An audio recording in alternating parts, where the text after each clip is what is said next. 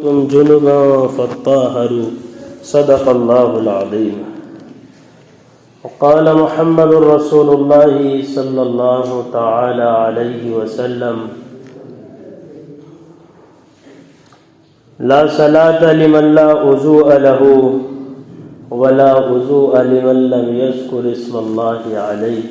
رواه الترمذی. اعمال جو ہے، عبادت اعمال، اس کے اندر دو لائن کا علم انسان کے پاس ہونا ضروری ہے. ایک علم ہے فضائل کا، کہ ہمیں یہ معلوم ہو کہ اس عمل کے کرنے پر ہمیں کیا ملے گا. جب ہمیں یہ معلوم رہے گا تو ہمارا عمل کا کرنا آسان ہو جائے گا، اور اس عمل پر نہ کرنے پر کیا وعید ہے وہ ہمیں معلوم ہونا چاہیے، تاکہ انسان اس عمل کو نہ چھوڑ سکے. لیکن ان فضائل کے علم کے ساتھ مسائل کا علم رکھنا ضروری ہے. اگر مسائل کا علم نہیں ہوگا تو انسان اپنے عمل کو بگاڑ دے گا، اس کا عمل صحیح نہیں ہوگا جب تک کہ اس کے پاس مسائل کا علم نہیں ہوگا. اور اسلام کا سب سے اہم عمل نماز ہے. جس کے پاس نماز ہے اس کے پاس اسلام ہے، جس کے پاس نماز نہیں اس کے پاس اسلام ہی نہیں. اس لیے کہ حضرت عمر رضی اللہ عنہ نے فرمایا: لا حظ فی الاسلام، اسلام میں اس کا کوئی حصہ نہیں جو نماز نہ پڑھتا ہو. اس لیے نماز اسلام کا اہم عمل ہے. اب یہ اسلام کا اہم عمل نماز ہے تو نماز کے مسائل کیا ہے وہ ہمیں معلوم ہونا ضروری ہے. جب ہمیں نماز کے مسائل کا علم ہوگا تب ہی ہماری نماز صحیح ہوگی، اور اگر مسائل کا علم نہیں ہوگا تو نماز ہی صحیح نہیں ہوگی. تو نماز کے اندر کیا فرائض ہے یہ ہمیں سب سے پہلے معلوم ہونے چاہیے کہ نماز کے اندر کتنے فرض ہیں. تو نماز کے اندر 13 فرائض ہے. اب ان 13 فرائض کے اندر سب سے پہلا فرض کیا ہے؟ تو سب سے پہلا فرض یہ ہے کہ ہمارا بدن پاک ہو. بدن کا پاک ہونا نماز کے شرائط میں سے ہے.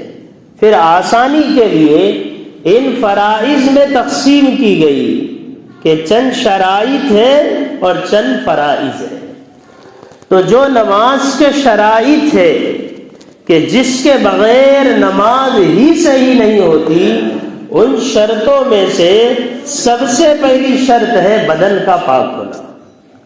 اب مسلمان کو یہ معلوم ہونا چاہیے کہ اس کا بدن کب پاک ہوتا ہے اور اس کا بدن کب ناپاک ہوتا ہے. تو جب بدن ناپاک ہوگا تب انسان پاک کرنے کی طرف چلے گا. تو بدن انسان کا ناپاک ہو جاتا ہے چند چیزوں کی وجہ سے. نمبر 1 جنابت کی وجہ سے، کہ اگر آدمی کو جنابت پیش آئی، چاہے سوتے ہوئے چاہے جاگتے ہوئے، تو جنابت کے پیش آنے کی وجہ سے وہ آدمی ناپاک ہو جاتا ہے. دوسرے، جب آدمی ملاقات کرے اہلیہ سے تب ناپاک ہو جائے گا. تیسرے، ملاقات تو کیا ہے لیکن کسی عذر کی وجہ سے انزال نہیں ہوا، تب بھی وہ شخص ناپاک کہلائے گا. تو جب ایسی صورتیں پیش آ جائے تو ان صورتوں کی وجہ سے انسان ناپاک ہو جاتا ہے. جب وہ ناپاک ہوگا تو اسے پاک ہونے کی طرف چلنا پڑے گا. اب ناپاک ہونے کے اندر 2 قسمیں. ایک ہے ناپاکی جس سے غسل فرض ہوتا ہے، وہ تو میں نے آپ کو اشارتاً بتایا۔ ایک وہ ناپاکی ہے جس سے غسل فرض ہوتا ہے، ایک وہ ناپاکی ہے جس سے وضو فرض ہوتا ہے، وضو کا کرنا لازم ہو جاتا نماز پڑھنے کے لیے۔ ایک وہ ناپاکی ہے جس سے غسل فرض ہو جاتا، ایک وہ ناپاکی ہے جس سے انسان حکماً ناپاک ہوتا ہے، وہ ہے کہ جب انسان کا وضو ٹوٹ جائے تو غسل یہ صورتوں کے پیش آنے کی وجہ سے ہوتا ہے فرض، اور وضو انسان پہ تب فرض ہو جاتا ہے جب اس کو چند چیزیں پیش آ جائے۔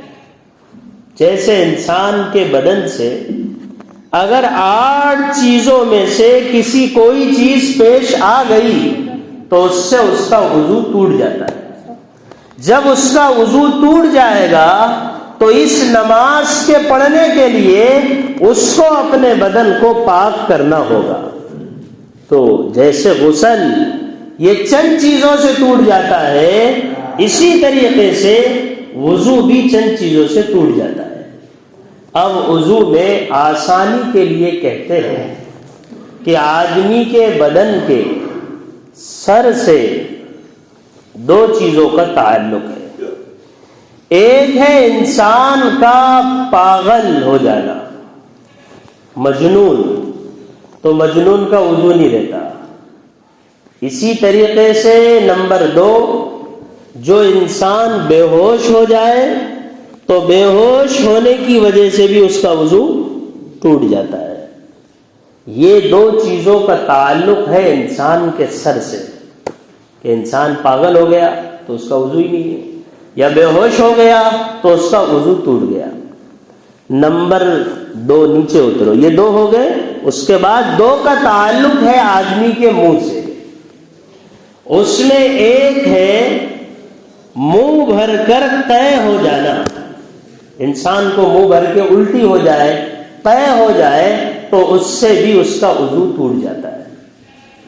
نمبر 2 جس کا تعلق منہ سے ہے، نماز کی حالت میں کھل کھلا کر ہنس دینا، اس سے بھی انسان کا وضو ٹوٹ جاتا ہے۔ لیکن یہ مسئلے کو یہاں اور باریکی سے سمجھنا ہے کہ نماز کی حالت میں 3 چیزیں پیش آ سکتی آدمی کو۔ ایک کا نام ہے ضحک، ایک کا نام ہے تبسم، اور ایک کا نام ہے قہقہا۔ تو تبسم کی وجہ سے نہ نماز ٹوٹتی ہے نہ انسان کا وضو ٹوٹتا ہے۔ اب تبسم کس کو کہتے ہیں؟ تبسم کہتے ہیں ایسا مسکرانا کہ نہ وہ خود سن سکے نہ دوسرا سن سکے، خود بھی نہیں سنا اور دوسرے نے بھی نہیں سنا، تو اس کو کہتے ہیں تبسم۔ اس کی وجہ سے نہ تو وضو ٹوٹے گا نہ نماز ٹوٹے گی۔ دوسرا درجہ ہے ضحک کا۔ ضحک کہتے ہیں ایسا مسکرانا اور ایسا ہنسنا کہ اپنی ہنسی کی آواز خود سن لے، اپنے ہنسی کی آواز خود سن لے، تو اس سے بندے کی نماز ٹوٹ جاتی ہے۔ کیا ٹوٹ جاتی ہے؟ نماز۔ یہ بہت پیش آتا، کوئی نماز پڑھ رہا مسجد میں تو دوست آنے والا اس کو کچھ کہہ کے گزرتا، یا آپس میں لوگ نماز میں مذاق کرنے لگ جاتے۔ کوئی نماز پڑھ رہا تو اس کے سامنے بیٹھ کے ایسی باتیں کریں گے جس کی وجہ سے وہ مسکرا دیتا ہے۔ اگر اس نے نماز میں ایسا مسکرایا ہے، ایسا ہنسا ہے کہ جس کی وجہ سے آواز اس کے کان نے سنی ہے، تو ایسے شخص کی نماز وہ ٹوٹ جائے گی اور اس کو ڈبل سے وہ نماز کو پڑھنا پڑے گا، لیکن اس سے وضو اس کا ٹوٹے گا نہیں۔ تیسری چیز ہے جس کا نام ہے قہقہا۔ قہقہا کہتے ہیں نماز میں ایسا ہنسنا کہ خود بھی سنے اور اگر اس کے بازو میں کوئی ہوتا تو وہ بھی سن لیتا. اگر نماز کی حالت میں ایسی صورت پیش آئی ہے، اگر نماز کی حالت میں ایسی صورت پیش آئی ہے تو اس سے نماز بھی ٹوٹ جائے گی اور اس سے وضو بھی ٹوٹ جائے گا، دونوں چیزیں ٹوٹ جائے گی. تو جب یہ نماز ٹوٹ جائے گی اور وضو بھی ٹوٹ جائے گا تو اس کو اثر نو وضو کر کے نماز پڑھنی پڑے گی، اس لیے کہ اس کا وضو ٹوٹ گیا. اب دو چیزوں کا تعلق انسان کے بدن سے، ایک ہے بدن سے خون یا پیپ کا نکل کر بہہ جانا، جیسے خون نکل گیا، پیپ نکل گیا زخم سے، تو صرف اس سے نماز نہیں ٹوٹے گی، اس سے وضو نہیں ٹوٹے گا.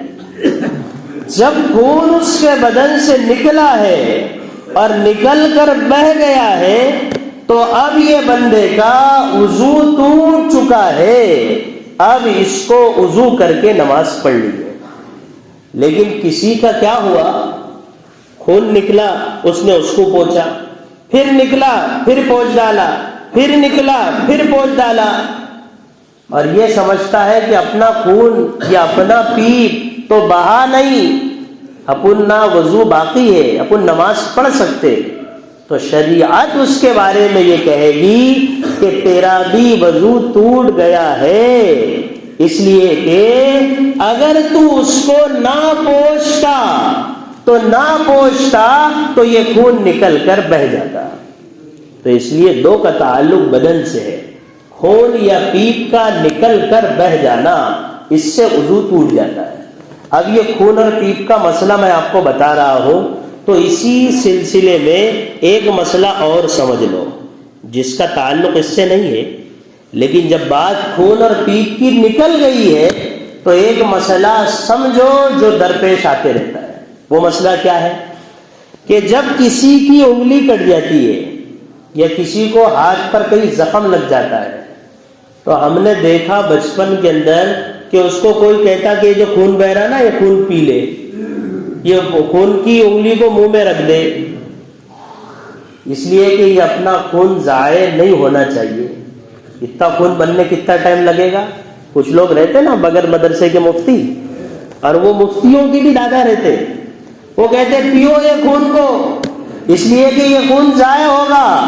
وہ خون کا پینا شرعاً حرام ہے، وہ خون کا پینا جائز نہیں ہے. یہ مسئلہ میں نے آپ کو بیچ میں بتا دیا ہوں تاکہ یہ صورت پیش آئے تو کوئی بھی خون یا اپنے بدن پہ چوٹ لگے تو اس خون کو استعمال کرنا شرعاً صحیح نہیں ہے. تو نماز کے پڑھنے کے لیے ایک تعلق ہے ناپاکی کا وضو سے، کہ وضو ٹوٹ جائے تو جس میں کہ ابھی 5 چیزیں میں آپ کو بتا چکا ہوں، 2 سر کی، 2 کا تعلق منہ سے تھا اور 2 کا تعلق بدن سے ہے، جس میں سے ایک چیز بتایا کہ خون یا پیپ کر نکل کر بہہ جانا، اس سے وضو ٹوٹ جائے گا. اب بدن سے دوسری